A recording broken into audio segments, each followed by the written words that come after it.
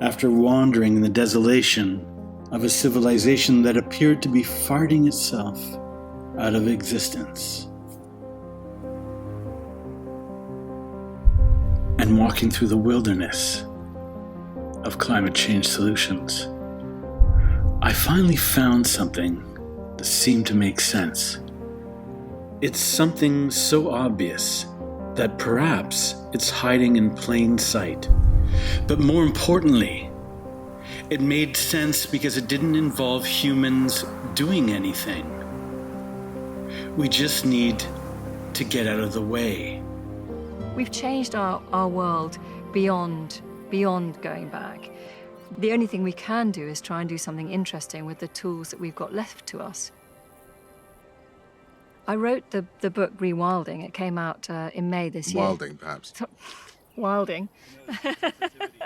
It's a very difficult word, rewilding. It was going to be called rewilding, but that little prefix, the re, what it suggests is that you're trying to recapture the past. You're going backwards and trying to get back to some sort of idyllic moment before human impact.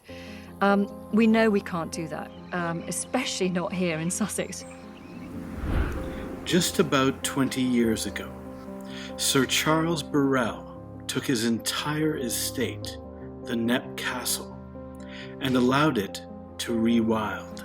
I think it was very difficult in the beginning, particularly for neighbours looking over the garden fence. And, you know, they'd been used to this very manicured landscape and the downs in the distance. And suddenly you've got thorny scrub popping up, you've got thistles, you've got ragwort, things that, you know, the British absolutely abhor, wildflowers, weeds. It's really shocking, particularly if you're just letting things go. We are living in a desert, really, that is denuded, and there is a sense that a yearning for wildness again. And I think people are beginning to find that here. So we were really excited by the big animals. The wildlife is as much uses this garden as anywhere else. I mean, we found a grass snake the other day in the hedge, female grass snake that must have been like that big.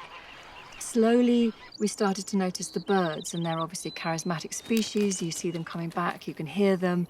They're a great indicator of other exciting things happening.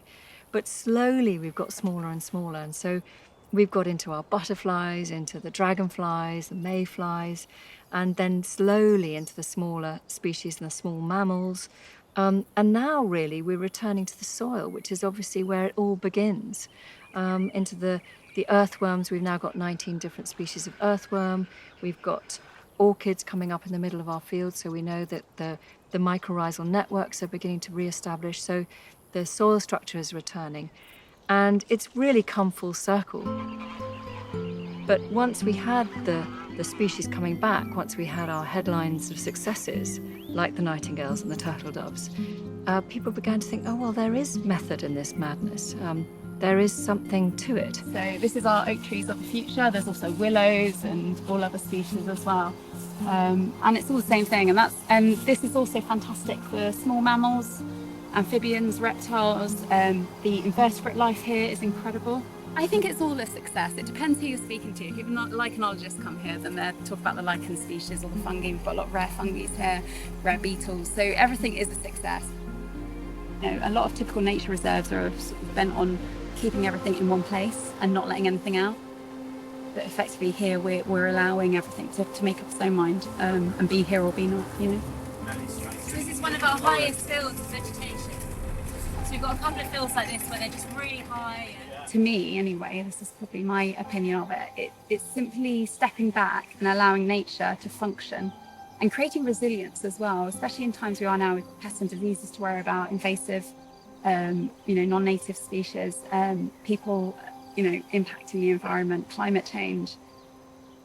There's so much going on. And I think if you can have an ecosystem that's allowed to function, allowed to develop naturally, then it's got more chance of surviving. We were astonished by the speed with which it came. It's been a transformation for the estate. And people are coming in their droves. I mean, we've been completely inundated. And this year we're sort of dazzled, really, by the amount of people who've found us, because we really are the only place in lowland Britain that is doing this. And we're just beginning to understand how wild spaces affects us psychologically and mentally and physically. We have to address these problems, and it's amazing how many boxes rewilding ticks. And obviously carbon sequestration is a huge tick. Nature bounces back given half a chance. We're on a tiny scale. And so if you can demonstrate the sorts of results that we're having on this sort of scale, wow, what about giving a little bit more space? Here, people are just letting things go. Trees are growing. Animals, birds, and flowers are making a comeback.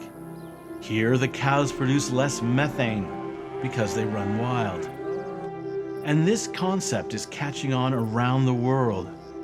Vast rewilding projects are being proposed on nearly every continent. Are we all going to die because of farts? We don't know yet.